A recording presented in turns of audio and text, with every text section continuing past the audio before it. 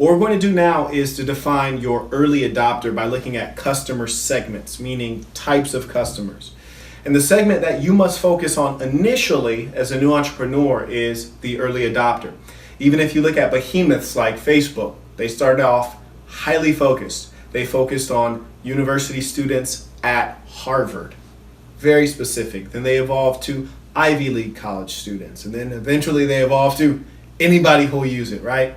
But you have to start somewhere. What you're seeking to do is to define your early adopter, meaning the demographic, that is the individual type of consumer or the type of business that is hungriest for the solution that you are offering.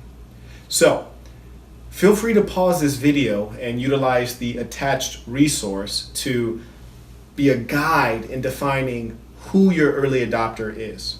For example, in my business, we sell to businesses. We sell to other businesses. What type of businesses? Well, we sell to universities.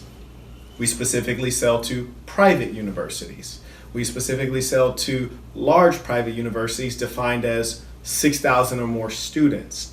We sell to large universities with dropout problems of 25% or higher.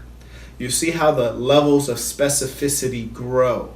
And as you get very specific and you know the exact type of customer demographic that you sell to, it allows you to very clearly identify the problem that that demographic has in common, and then speak with clarity to this customer segment. Clearly saying, I know your problems very well because I know your business very well. And I have a solution that solves your problem very well. So take out time, use that attached resource to define your early adopter. For example, if you're selling to individual consumers, you want to ask yourself, well, what age range does this consumer fall into? What gender is this consumer? What is their likely income? What region of a city or what city on the planet Earth do they live in? What kind of climate is there? You want to think of as many possible specifics to define who your early adopter is. For example, if you're selling swimming trunks, you don't want to sell them in Alaska, right? So it matters where the person lives. It matters the climate of the region.